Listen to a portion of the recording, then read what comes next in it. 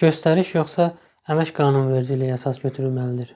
Son günlər ən çox rast gəldiyim şikayətlərdən biri məzuniyyət haqqının yeni qayda üzrə hesablanması ilə bağlıdır. Şikayətləri nəzərə alaraq bu barədə bir daha xatırlatmaq qərarına gəldim. Təəssüf ki, bir çox müəssisələrdə bu sahəyə cavabdeh olan mütəxəssislər qaydanın tətbiqində ciddi səhvlərə yol verirlər. Daha narahat edici məqam isə odur ki, bəziləri bunu rəhbərlikdən göstəriş yoxdur kimi əsassız arqumentlərlə izah etməyə çalışır.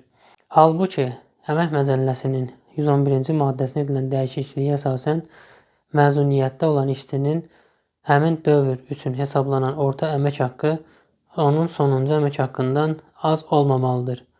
Başqa sözlə, işçi məzuniyyətə çıxarkən alacağı məbləğ məzuniyyətə çıxmayıb, işlədiyi halda əldə edəcəyi əmək haqqından aşağı ola bilməz.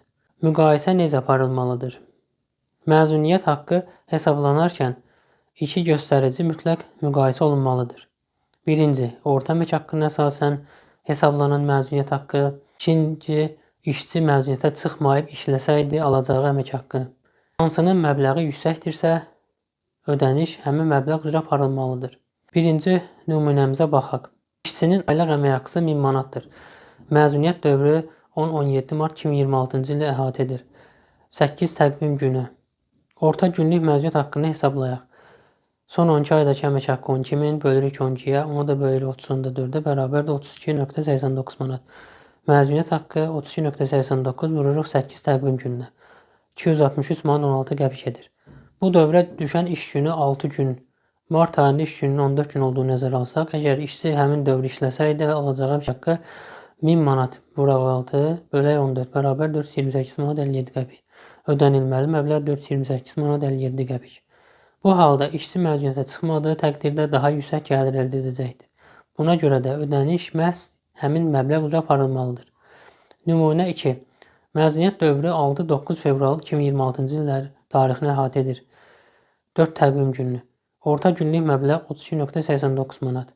Məzuniyyət haqqı 32.89 vuraq 4 bərabərdir 131.58 manat. Bu dövrə düşən iş günü 2 gün. Fevral ayı iş günü 20 gün olduğu nəzərə alsaq, əgər işçi həmin dövr işləsəydi, 1000 vur 2 bölək 20 bərabərdir 100 manat əmək haqqı alacaqdır. Ödənilməli məbləğ 131 manat 58 qəpik. Bu nümunədə isə orta əmək haqqına əsasən hesablanan məzuniyyət haqqı daha yüksəkdir və ödəniş həmin məbləğ üzrə aparılır. Yekun olaraq yeni qayda işçinin məzuniyyət dövründə gəlir itkisinin qarşısını almağa xidmət edir. Mühasibatlıq və HR bölmələri məzuniyyət haqqını hesablayarkən mütləq iki üsulla paralel hesablamanı aparmalıdır. Göstəriş yoxdur kimi yanaşmalar qanunvericiliyin tələblərini aradan qaldırmır və risk yaradır. İzlədiyiniz üçün təşəkkür edirəm.